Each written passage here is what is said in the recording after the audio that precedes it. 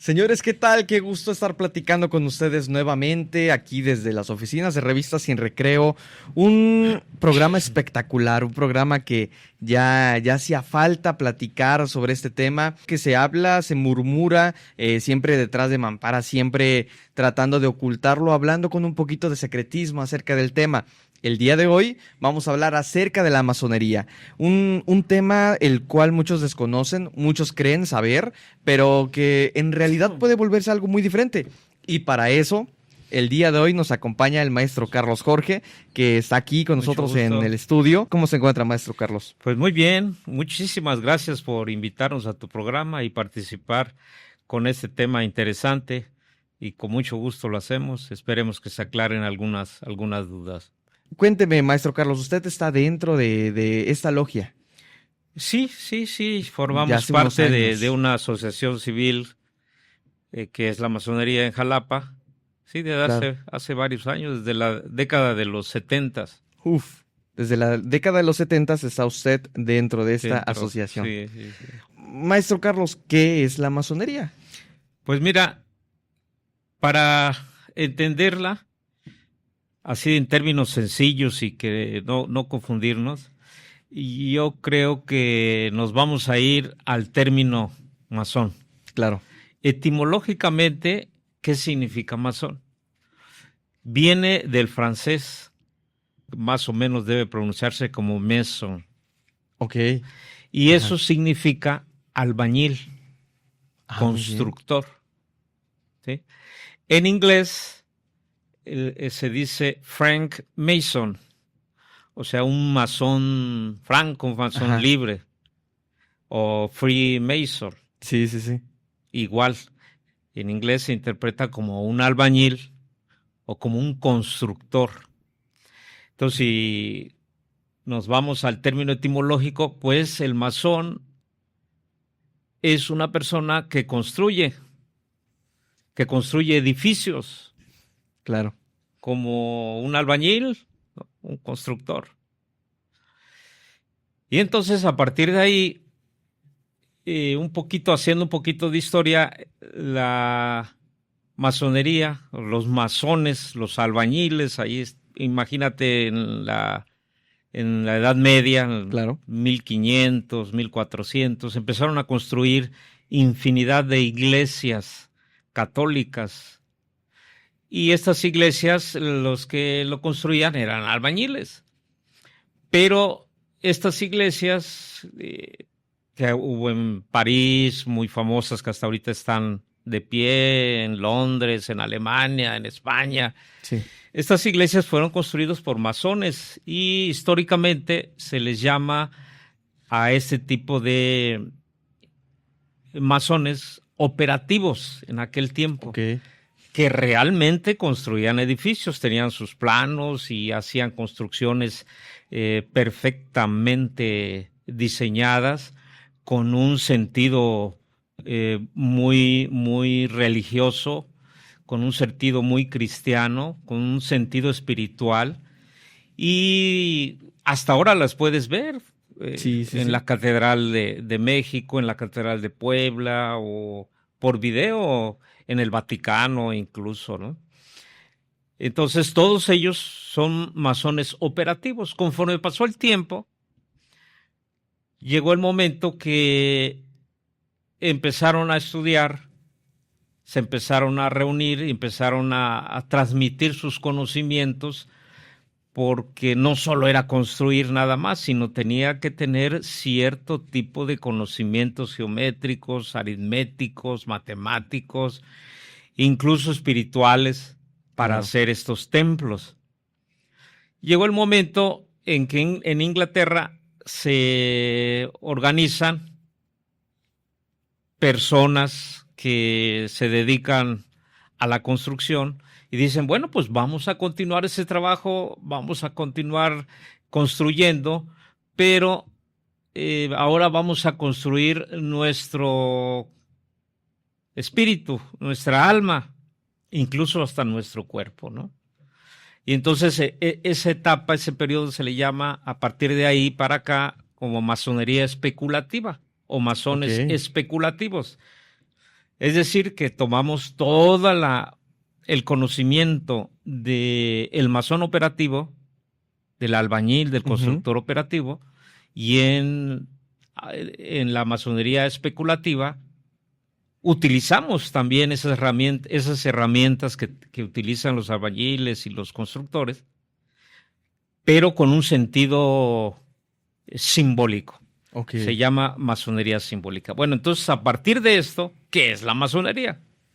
Entonces, pues es una organización, es una asociación civil, es una fraternidad donde un grupo de personas con ciertas características, ¿cuáles son? Bueno, que crea en Dios. Si no cree en Dios, no entra. Que diga que es ateo. Ajá. Los ateos no los aceptamos. Aparte de que crea en Dios, pues que sea un hombre que esté abierto a la reflexión, al análisis, a la búsqueda de la verdad, a la discusión crítica, al análisis crítico, a la reflexión, para de esta manera ir buscando la verdad. Otra característica es que pues es un grupo de personas que tratan, buscan, sin estarlo gritando los cuatro vientos, hacer el bien a los demás, de manera solidaria con la sociedad, con los que menos tienen, con los que lo necesitan, ya sea desde las cuestiones materiales hasta las cuestiones educativas o más subjetivas. Y dentro de esta masonería se busca el estudio de la filosofía en general para la construcción de tu propio templo espiritual. ¿Sí me captas? Aquí ya? Sí, claro que sí. Lo que hacía la masonería operativa con la masonería ahora especulativa, que sí estamos construyendo templos también, pero son templos espirituales a la virtud de nosotros, ¿no? Porque venimos con problemas, que tenemos dificultades, tenemos diferentes tipos de dificultades que requerimos hacer un análisis de ello y buscar nuestra superación personal. Esa superación personal en todos los aspectos, en el aspecto físico, en el aspecto mental, en el aspecto emocional, en el aspecto intelectual, en el aspecto fraternal con la familia, con los amigos, en el trabajo, pues de lo que se trata es que desarrollemos nuestro templo interior, claro, que lo vayamos construyendo. Edificar ese templo. Edificar ese templo. Y si ustedes se dan cuenta, el símbolo masónico es universal y es una escuadra, un compás y una G. Y ahora, no sé si ahora tengo un poco más de claridad cuando tú ves una escuadra y un compás y dices, bueno, ¿qué significa? Claro. Pues ahí está, ¿no? Son dos herramientas fundamentales en la construcción operativa y también en la construcción del masón. La escuadra, pues es sinónimo para nosotros, es un símbolo de... Bueno, ¿qué es la escuadra? Pues es un instrumento geométrico de 90 grados que mide perfectamente bien, principalmente los cubos. Y esta escuadra, simbólicamente para nosotros, como es rectitud, como es un instrumento fundamental para el constructor, que esté perfectamente diseñado en 90 grados o elaborado en 90 grados esta escuadra, pues para nosotros es la justicia social, la justicia personal, es la equidad, es el equilibrio que tú debes tener. Eso es la escuadra. El compás, bueno, y también otro símbolo del ya más espiritual de la escuadra significa lo material, las cosas materiales y terrenales que están en el mundo que nosotros conocemos. Esa es la escuadra, en términos sencillos. Y el compás es un instrumento también diseñado, no sé en qué momento de la historia, pero con una gran inteligencia y sabiduría lo hicieron, tal vez en la época de los egipcios o antes. que con esas dos partes que tiene, que se abren, y puedes tú elaborar un círculo perfectamente hecho. Y esto significa sabiduría, ¿sí? Ok. Para nosotros el La compás es circunferencia. sabiduría. El compás, no El la compás. circunferencia, el Ajá. compás. El compás es sabiduría. Y esta sabiduría, simbólicamente, también significa la espiritualidad, el desarrollo de la espiritualidad que todo ser humano tiene que desarrollar. Partimos de que tenemos tres niveles los seres humanos, el nivel que le llamamos cuerpo, el nivel que le llamamos alma y el nivel que le llamamos espíritu. El cuerpo, pues, es lo físico, lo terrenal, que lo podemos ver, medir, cultivar, Claro. y nos enfermamos y demás, ¿no? Vemos, oímos, tocamos, respiramos. El mental, que también es, llamamos un espacio del alma, tiene que ver con los pensamientos, el razonamiento, La lógica. la lógica, el razonamiento, ya lo dije, el pensamiento, las emociones, la memoria, la inteligencia. Ese es otro plano. Claro. Y el espiritual tiene que ver con la relación que tú como ser humano debes tener con Dios. Esa es Muy la bien. espiritualidad. Y entonces el compás nos está significando esa sabiduría universal, y que es el punto al cual nosotros durante todo nuestro desarrollo de nuestra vida tenemos que realizar. Luchamos todos los días para lograrlo, porque no es fácil. Es una construcción de nuestro templo interior. Claro. Y entre la escuadra y el compás hay una G. Sí. Y lo pueden ver en cualquier imagen. Ustedes se pueden dar en internet símbolo masónico y te sale una escuadra, un compás y una Y la G. G. Bueno, esa G significa geometría, Ok. o también gran gran arquitecto del universo. El gran arquitecto del universo, fíjate los términos, gran arquitecto del universo es Dios. Sí. Pero para que no haya una confrontación con ninguna persona que piense en Dios de otra manera, con otro nombre, en masonería, cuando decimos gran arquitecto del universo, abarca cualquier concepción que se tenga De Dios. de Dios. Sí, no necesariamente el abrahámico como el que conocemos a Jesucristo, ni Yahvé. el musulmán de Ajá. Alá, o el hindú que tiene infinidad de dioses, o cualquier otro tipo de Dios. Para nosotros es el gran arquitecto del universo, y él está en el centro de lo material, de lo espiritual, que estamos buscando siempre esa búsqueda de lo espiritual, de la justicia social y de lograr encontrarnos con el gran arquitecto del universo. Oiga, ¿y qué lo atrajo a usted personalmente de acceder a esta logia? O sea, ¿qué es lo que le llamó la atención para querer ingresar a esta asociación? Bueno, en mi caso hay muchos casos, cada quien tiene lo suyo, ¿no? Pero en mi caso fue por unos amigos mayores de edad que yo, a los que yo quería muchísimo, ya fallecieron. Eran, pues, gente, yo tenía 20 y tantos años y ellos ya tenían 40 y tantos años. Y yo los admiraba porque eran hombres de calidad moral. Okay. Eran hombres de principios morales, eran hombres muy, muy rectos, muy formales, eran educadores, profesores.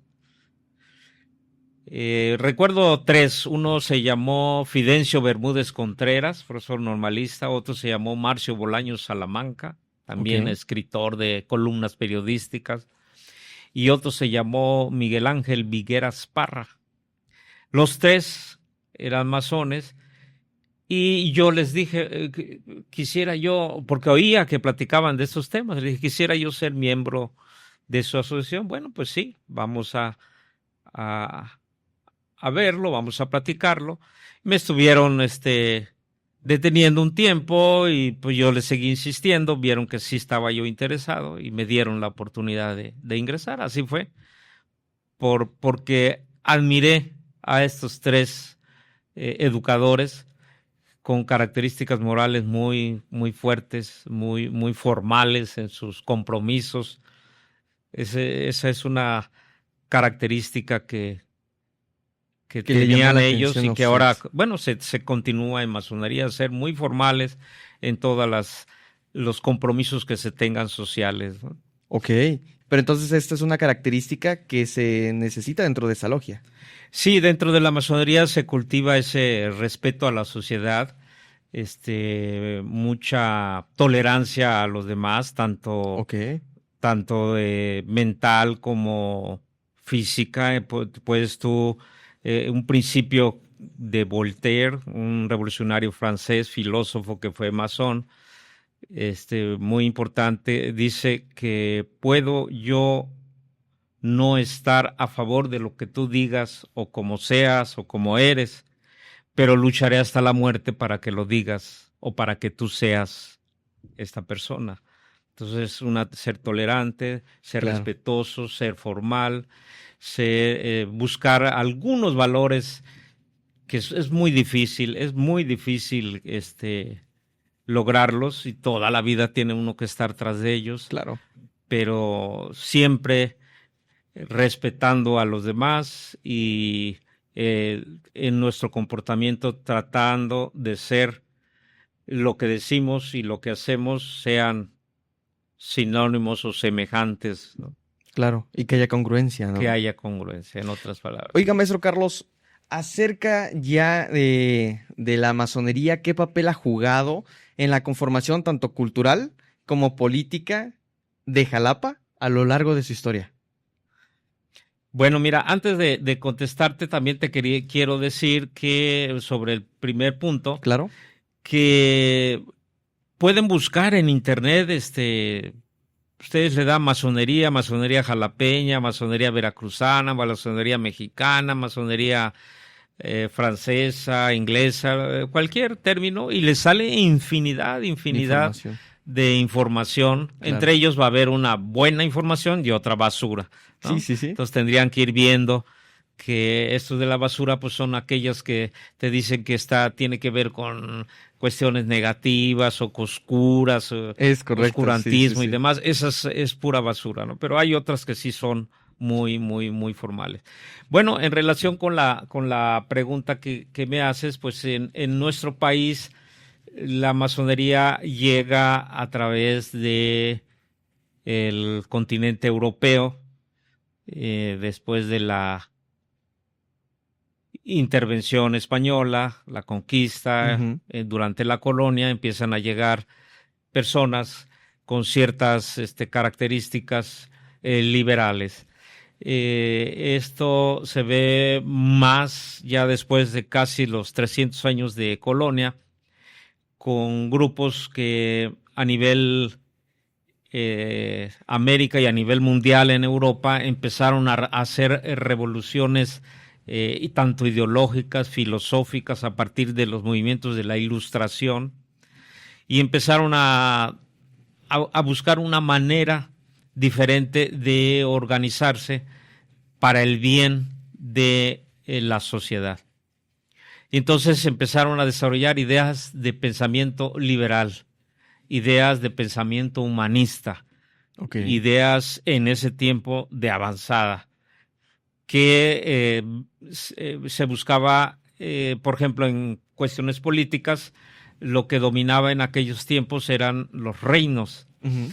Y a partir de estos movimientos de la Revolución Francesa se hablaba ya de la República, donde se buscaba siempre la propuesta teórica de que era mejor gobernar a través de un poder ejecutivo, un poder legislativo y un poder judicial, que aquellos que gobernaban como reyes, dictadores, monarcas, y Claro. que heredaban de generación en generación esa posición a sus descendientes, y que ellos eran los que daban órdenes, ellos creaban las leyes y ellos daban justicia. Por disposición divina, ¿no? Y entonces llegan aquí a América, llegan a Estados Unidos, llegan a México, llegan a Sudamérica y se empiezan a formar grupos de pensadores liberales, humanistas, todavía no organizados como masones, pero dentro de ellos llegan masones ya formalmente que tenían iniciación en alguna logia en España principalmente, Francia, Estados Unidos, los de Inglaterra, y entonces ellos pues deciden empezar a formar aquí unas asociaciones civiles llamadas logias. Claro. Y estas asociaciones civiles pues estaban ahí todos, ¿qué es lo que hacían? Principalmente hacer estudios sobre la situación que vivía el país y cómo se podría lograr liberar a México, no era México, era la Nueva España, a lograr liberar a la Nueva España del yugo de la monarquía. De la monarquía española, ¿no? Y entonces así pues se reúnen pensadores que los maneja la historia, como Miguel Hidalgo, José María Morelos, Ignacio Allende, y empiezan a través de las logias masónicas a organizarse y a hacer todo un análisis ideológico, en este caso muy específico, de luchar por la libertad de la Nueva España. Y posteriormente, pues, en la época después de la independencia, viene el periodo de Antonio López de Santa Anna. Igual los masones continúan ellos, realizando diferentes tipos de acciones en beneficio de la sociedad del tiempo, como por ejemplo la educación, la justicia. Y cuando llegamos al movimiento de Benito Juárez, en la época de la Reforma, ahí es donde, en el siglo XIX, es donde vemos cómo se desarrolla mucho más la masonería. Ya estamos hablando de 1800, después de 1850. Y entonces, en ese tiempo, la masonería se desarrolla en toda la región, en todo el territorio mexicano, y apoyando el movimiento humanista y liberal de aquel tiempo que encabezaba Benito Juárez, pues se lucha para lograr una educación laica, una educación gratuita, se lucha para lograr quitar los bienes del clero a través de las leyes de reforma. ¿Y cuáles eran los bienes? Pues era el dinero y las propiedades, los terrenos. También se lucha para que ahora que lo vemos tan común, esas actas de nacimiento y esos entierros, actas para enterrar a nuestros difuntos en los panteones, los empezaron a hacer a partir de las leyes de reforma por los gobiernos municipales. También se luchó mucho por un país que fuera republicano, demócrata. Y el lema de la masonería hasta ahora, desde su fundación como masonería especulativa, porque atrás de la masonería especulativa tenemos raíces que se pierden en las distancias que hay de los conocimientos de los hebreos, de los egipcios, de los hindúes, principalmente de los persas, principalmente de estas culturas. Hay infinidad de conocimientos que nosotros vamos adquiriendo, pero como masonería especulativa, bueno, a partir de este momento se diseña se crea, te decía yo, su lema, y el lema universal es libertad, igualdad y fraternidad. Libertad, igualdad y fraternidad. La libertad, pues es, en dos sentidos se puede entender, ¿eh? La libertad, pues es luchar, buscar que todos los seres humanos seamos libres y que dentro de esa libertad nos respetemos el uno al otro, que haya justicia y que cada quien tenga lo que le corresponde. Claro. La igualdad, bueno, pues que todos somos iguales ante la ley, ¿no?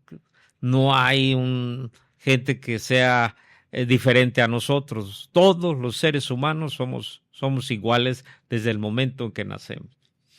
Y fraternidad es una característica que se busca la fraternidad entre todos los seres humanos, entre todos los hombres, entre todas las mujeres, no importando qué pensamiento tengan o qué características físicas tengan, sino que luchamos para lograr que este lema sea un principio real y que ahí está, que siempre nos recuerda que el ser humano debe siempre pensar que la libertad es muy importante para su vida, para la sociedad, para uno, pero sin libertinaje, ¿eh?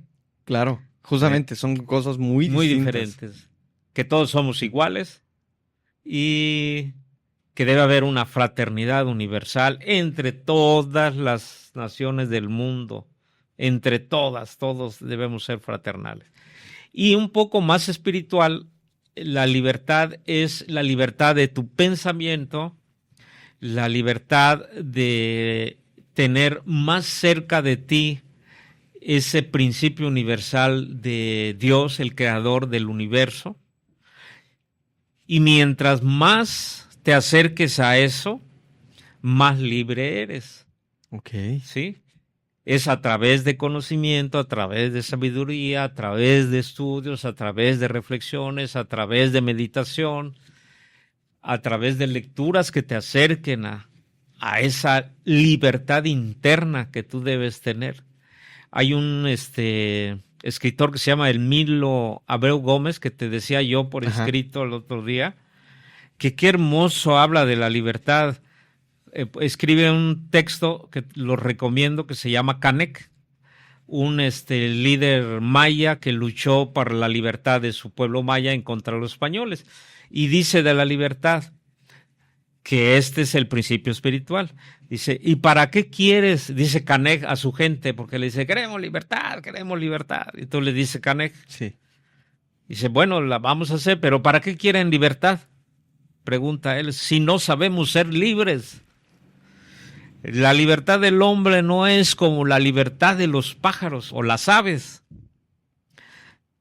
Dice, la libertad de las aves se satisface en el vaivén de una rama. Pues vuela, se va y viene.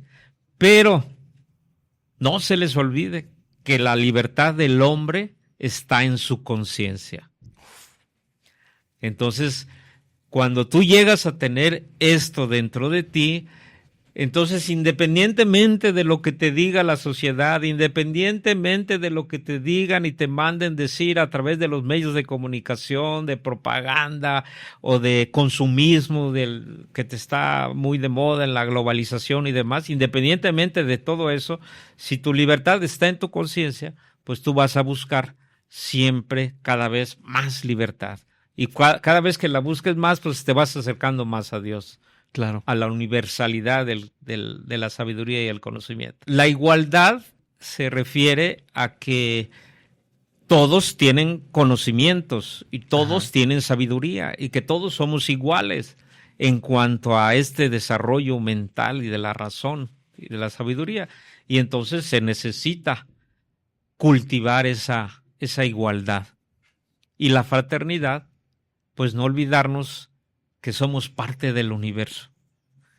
Claro. Todos físicamente estamos formados por, entre muchas otras cosas, 4 características fundamentales, 4 elementos químicos fundamentales: carbono, hidrógeno, oxígeno y nitrógeno, aparte de minerales y algunos metales, ¿no? Pero lo fuerte son estos. Agua también tenemos, pero es la combinación de ellos. Físicamente, eso está en el universo, tanto del planeta Tierra como fuera de él.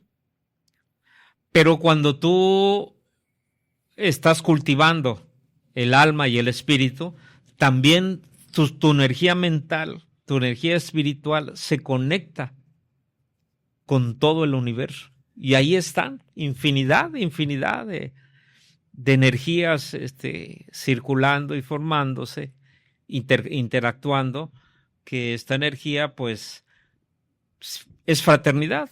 O sea, Claro. no somos nada En esencia. en el universo. Ajá, claro. Por eso se habla de libertad, igualdad y fraternidad también. En dos términos, ¿no? Tanto Sí, el sí, término social como el término espiritual. Oiga, maestro, una pues característica de alguien que busca ingresar es creer en Dios. Sí. Pero ¿por qué si se busca pues obviamente el conocimiento de una deidad o el reconocimiento de una deidad atrás del universo? ¿Por qué los masones han tenido mucha repercusión negativa con las religiones? Porque siempre ha habido como una persecución. Sí, nomás si recuerdas lo que hablamos de Benito Juárez, Sí, imagínate, antes de la reforma en México, Ajá. antes de que existiera la reforma, los que tenían el control de la educación, y los que tenían el control de los nacimientos, de las defunciones, de las bodas, y los que tenían el control de los terrenos, de las propiedades, era el clero. Sí, la iglesia, digamos. El clero, El es clero. que hay una diferencia. El clero son las autoridades que están hasta arriba. Ajá. Y la iglesia somos todos los seres humanos, los que Ok. queremos ir a una iglesia o a otras. Es la unión de varias personas Ajá. que nos ligamos para ir a adorar a Dios en un templo, en este caso católico. Claro. Y ahí hay sacerdotes, por lo regular el sacerdote es más cercano al ser humano y reconoce cuando uno está haciendo algo por la sociedad. Pero el clero, en aquel tiempo, el clero era muy, muy, muy superior a los sacerdotes y eran los verdaderos dueños de estos bienes. Entonces llega Juárez, y no solo Juárez, un grupo de Ujú. humanistas y líderes liberales con ideas europeas, principalmente francesas, de libertad, igualdad y fraternidad. Llegan a Por cierto, despojarlos. aquí en Veracruz, Ajá. fue en el puerto de Veracruz, y diseña y crea este grupo, no solo Ujú. él, las leyes de reforma, donde dice, la educación ahora va a ser laica, es decir, no va a haber conocimientos religiosos, Ujú. va a ser gratuita, ya no le vas a cobrar, porque solo iban los ricos a la escuela, los pobres no iban. Y va a ser además obligatoria. Y los maestros los vamos a pagar el Estado. Entonces, pues, imagínate, el clero pues se enoja, ¿no? Le Sí, vas a sí, sí. quitar esa parte de la educación. Luego dice, el gobierno va a ser el encargado de crear a través de los registros civiles un apartado, un documento que se llama acta de nacimiento para registrar a todos los niños y las niñas cuando nazcan. Y antes lo hacían en las iglesias. Claro. Eran las famosas fe de bautismo. Y también, al enterrar a sus muertos, ya no se van a enterrar en las iglesias, se van a enterrar en los panteones que vamos a crear. Entonces, pues esto, de una u otra manera, pues afecta los intereses. Entonces hay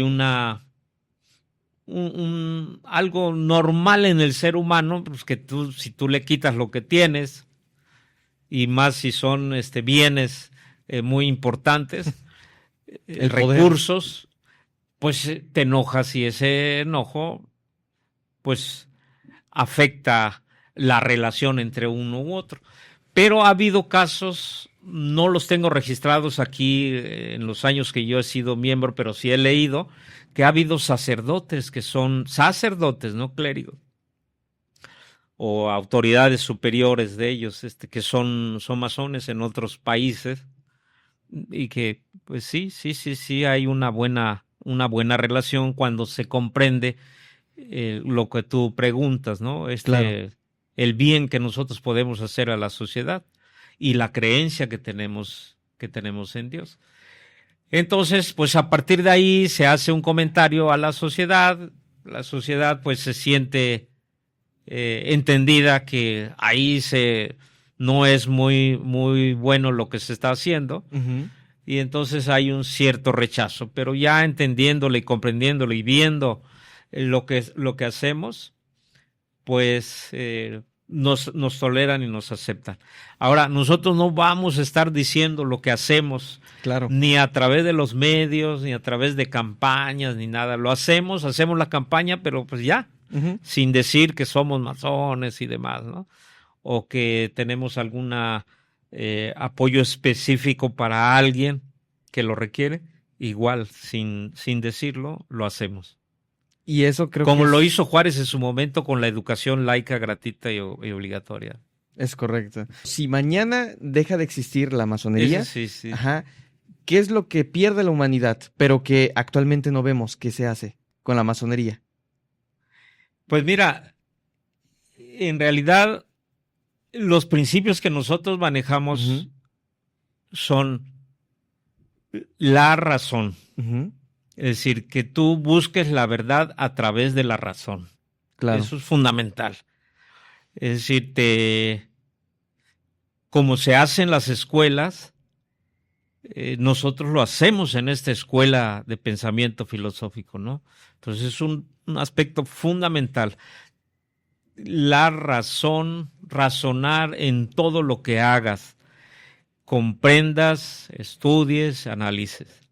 Otra es el cultivo y el estudio de los conocimientos científicos y filosóficos.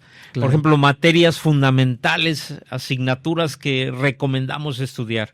La gramática, para escribir bien. Sí.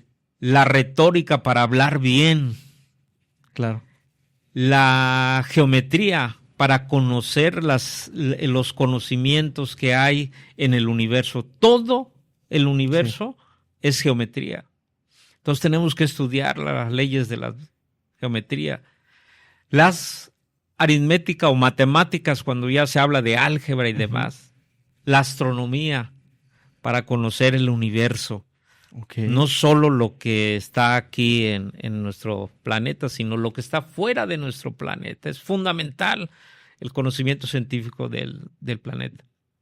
Las ciencias sociales, la política, la historia, la economía, la sociología, la antropología, la filosofía, las ciencias naturales, la física, la química, la biología, la importancia de cómo vive el ser humano y demás, ¿no? Es decir, que buscar siempre el conocimiento y la sabiduría. Otro principio para mí es el más importante, es el amor a Dios.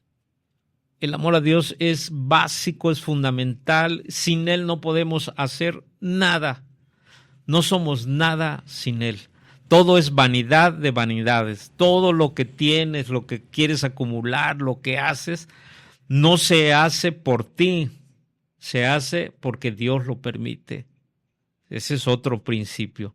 El otro es hacer el bien a los demás, respetar a los demás, apoyar a los demás, al que menos tiene, al más necesitado, a través de la educación, a través de los diferentes apoyos que se pudieran dar, a través del trato que tengas tú con los demás. Principalmente con los que menos tienen. Claro. Otra es la fraternidad. Todos somos iguales, todos somos fraternos, aunque emocionalmente nosotros sintamos que no es así, tenemos que luchar para lograr esto. Estos son lo que creo yo rescatable, que hay infinidad de información al respecto y que permiten que la humanidad avance y continúe siempre buscando la libertad, la igualdad, la fraternidad, la república como la forma de gobierno más equitativa que hay. Hay que cuidarla mucho siempre, la república, con los tres poderes que la conforman. Claro. Sí. Pero, no, hombre, qué extenso es toda esta charla y justamente solamente hemos platicado de un poquito, ¿no? O sea, no es el cúmulo total de los conocimientos de los que podemos avecinarnos al comprender un poquito más sobre este grupo de personas que se dedican justamente al cultivo del hombre, ¿no? Pero me encantaría A la charlar. construcción. A la construcción, correcto. A la construcción. A todos ustedes que les haya gustado, denle like a esta entrevista. Lastimosamente se nos ha terminado el tiempo. Pero pues si le dejan su like, si dan su suscripción a Revistas Sin Recreo y a Luces y Sombras, pues obviamente podemos charlar un poquito más en una próxima entrevista. ¿Qué le parece? Con mucho gusto y muchas gracias Hombre. por estar aquí con ustedes. Pues esto ha sido Luces y Sombras desde Revistas Sin Recreo. Nos vemos hasta la próxima, señores.